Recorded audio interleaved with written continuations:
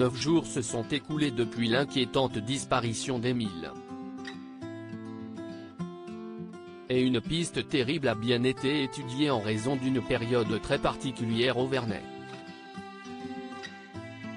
Le temps passe et la disparition du petit Émile, 2 ans, continue de rester un mystère.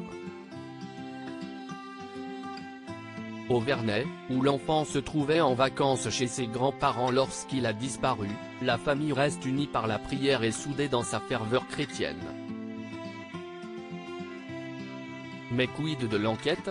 Ouverte le 9 juillet pour recherche des causes de disparition inquiétantes, l'enquête sur la disparition du petit Émile a basculé lundi sous le régime de l'enquête préliminaire. C'était auparavant une enquête de flagrance, a indiqué le parquet de Digne, ce lundi 17 juillet.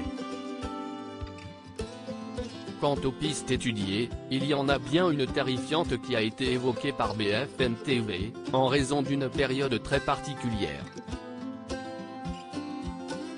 Y a-t-il une piste liée aux moissons actuelles qui a été mise en avant, et explorée par les enquêteurs sur le pont.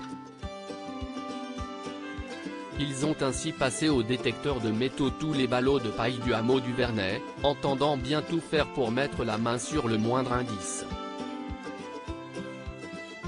Boris Karlamov, journaliste de BFM TV, a ainsi fait savoir la crainte réelle quant au petit Émile. Ils ont la crainte que le jeune Émile se soit retrouvé dans des hautes herbes et qu'il soit passé sous un engin agricole, a fait savoir le journaliste envoyé sur place par nos confrères. On n'a qu'une crainte ici, si est que le petit soit retrouvé à l'automne au moment où les agriculteurs donnent à manger aux bêtes. Parfois, on retrouve des chevreuils. Le petit aurait pu se retrouver dans les herbes hautes et passer dans un engin agricole.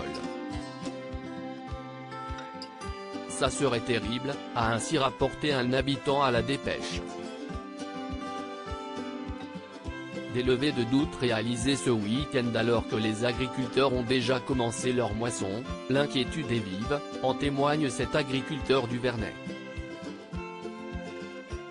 Pour explorer cette piste, les enquêteurs ont bénéficié de détecteurs de métaux ultra performants de l'armée pour cette inspection de ballots de paille.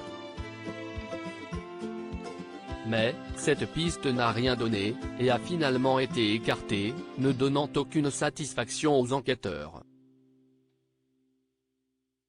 La Provence rapporte que plusieurs levées de doute ont été faites ce week-end, à l'image de cette odeur suspecte décelée près du hameau, ou ce feu signalé en altitude près d'une cabane d'alpage.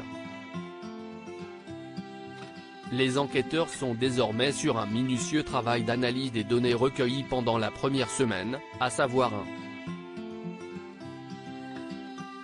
200 appels passés à la ligne téléphonique dédiée, ainsi que les innombrables informations concernant la téléphonie de toutes les personnes ayant borné vers le Haut-Vernet le samedi.